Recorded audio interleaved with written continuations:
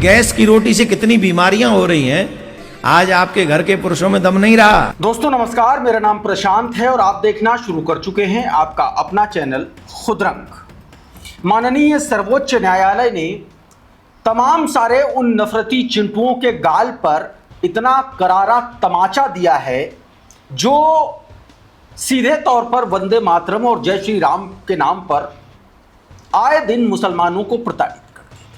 वंदे मातरम नहीं गाने पर उसको देशद्रोही, जिहादी और पाकिस्तानी और पता नहीं कौन कौन से तमगे दे दिया करते थे। आज सर्वोच्च न्यायालय ने ऐसे हजारों लाखों नफरती चिंटुओं के गाल पर तमाचा जड़ते हुए एक बात बता दी कि इसके लिए कोई किसी को बाध्य नहीं कर सकता है, और अगर ऐसा होता है तो अदालतों के दरवाजे खुले हैं और उनका एक तरीके से उचित इलाज भी संभव है, यह कहा जा रहा है।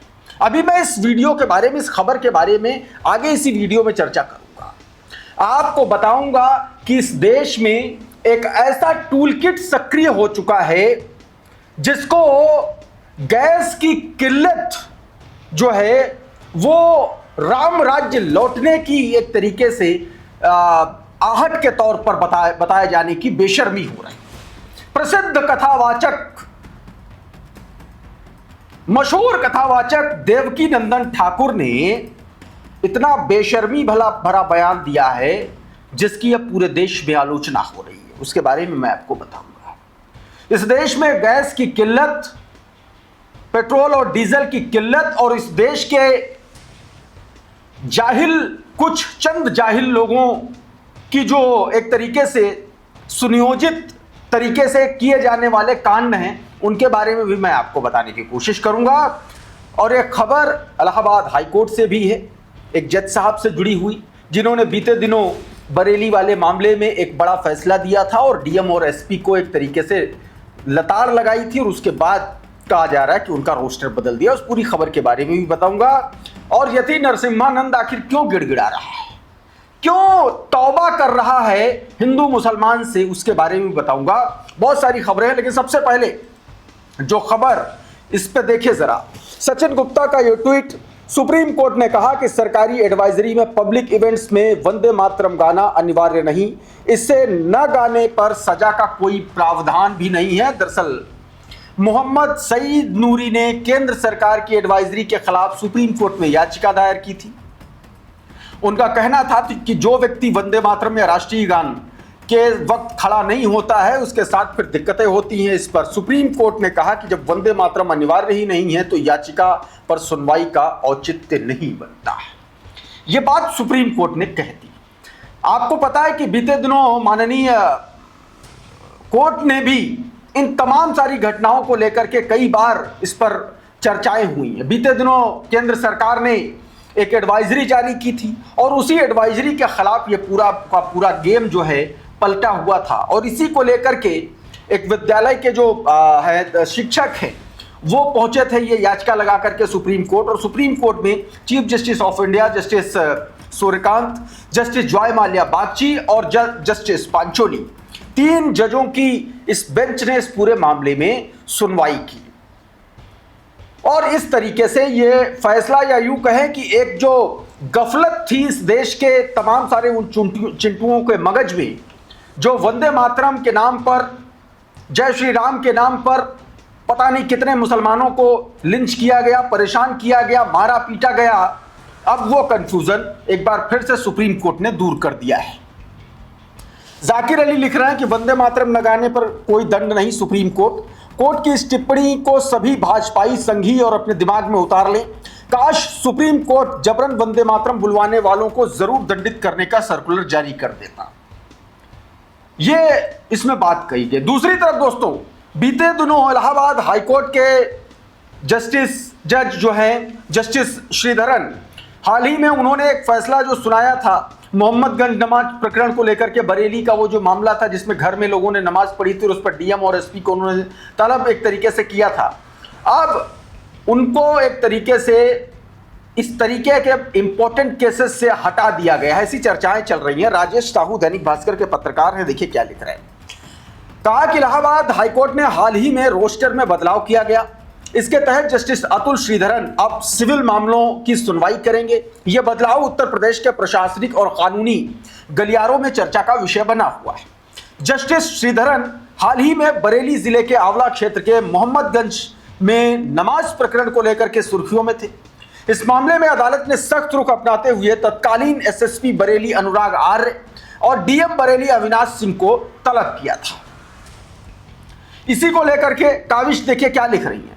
काविश लिख रही है कि पता था ऐसा ही होगा। संभर और बरेली में नमाज को लेकर प्रशासनिक अधिकारियों को लताड़ लगाने वाले जस्टिस अतुल श्रीधरन का रोस्टर बदल गया। अब वो फैमिली कोर्ट की अपील सुनेंगे, साथ ही माता पिता और सीनियर सिटीजन के भरण पोषण और कल्याण अधिनियम से संबंधित मामले भी सुनेंगे।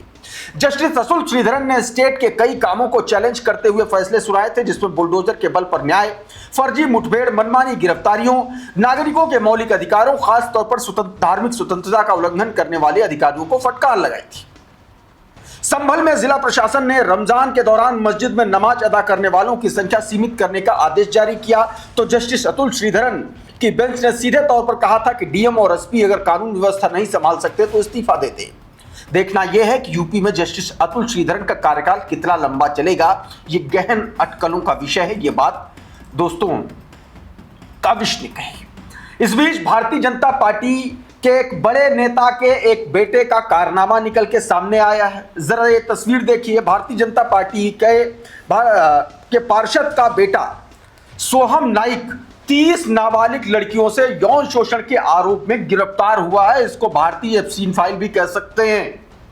क्रेडल ने ये खबर अपने ट्विटर हैंडल पर जारी की। बताया कि दक्षिणी गोवा में भारतीय जनता पार्टी के पार्षद सुशांत नाइक के बेटे सोहम नाइक को 25 से 30 नाबालिग लड़कियों ने यौन शोषण के आरोप में गिरफ्तार किया गया।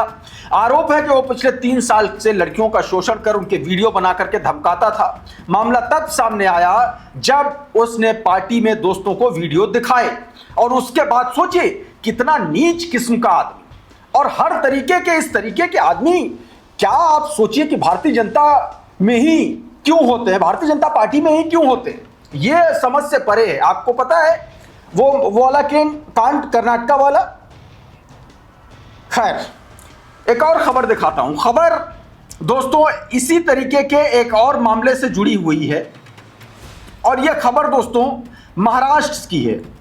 यह खबर देखिए। बताया गया कि 150 करोड़ की प्रॉपर्टी, अब तक 100 महिलाओं के वीडियो, नासिक में ढोंगी बाबा अशोक खरात की परतें खुली। आप सोचिए कि इस मामले को जिस तरीके से दबाने की कोशिश हो रही है, अगर कहीं इस व्यक्ति का नाम अगर अशोक खरात की जगह कहीं अब्दुल या अली टाइप का कुछ होता तो सोचिए क्या हो रहा होता। अब तक बुलडोजर चल गया होता और पता नहीं क्या क्या हो गया होता। और बताया जा रहा है कि इसके दरबार में मुख्यमंत्री, उप मुख्यमंत्री, बड़े बड़े नेता और बड़े बड़े पॉलिटिशियन आकर के दस्तक देते थे। अब ये देखिए इसको धरा गया है। क्यों धरा गया? देखिए इस बाबा का नाम अशोक खरात है। उसी मकरम त्यागी लिख रहे हैं। खरात नासिक जिले के सिन्नर में एक मंदिर ट्रस्ट का प्रमुख है। वर्षों से कई नेता मिलने आते रहे। खरात को 18 मार्च को गिरफ्तार किया गया, जब एक 35 वर्षीय महिला ने उस पर 3 साल की अवधि में बार बार रेप का आरोप लगाया।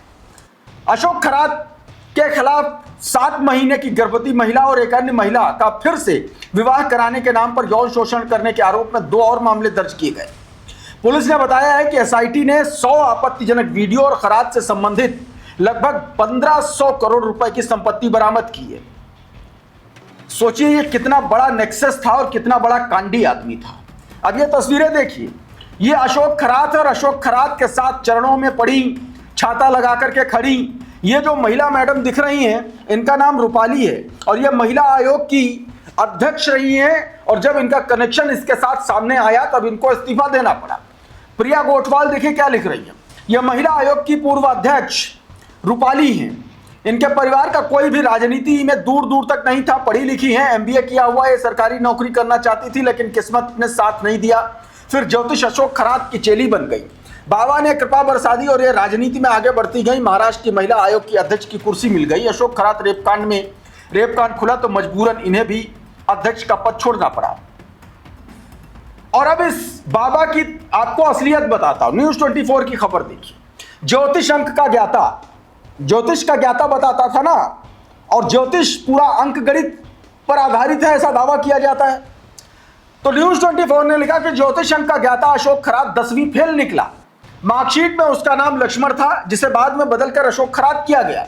वो 10वीं कक्षा में गणित में फेल हो गया था, लेकिन इसके बावजूद खुद को अंकशास्त्र यानी न्यूमरोलॉजी का विशेषज्ञ बताता था। ये इसके बारे में खुलासा हुआ। और अब बात यति नरसिम्हानंद को लेकर के एक वीडियो निकल के सामने आया, जिसमें वो हाथ जोड़ करके ऐसे गिड़गिड़ाता हुआ नजर आ रहा है। वजह क्या है, ये आप खुद इस वीडियो में देखिए। आज सारी हिंदुत्व की लड़ाई योगी जी और मोदी जी को देता हूं भाई। हम तो इस लड़ाई में ना कभी थे, ना कभी हैं और ना कभी हो सकते थे भाई। हमने तो इनके लिए जितनी लाठियां खाई, जितनी जेल देखी हमने भाई।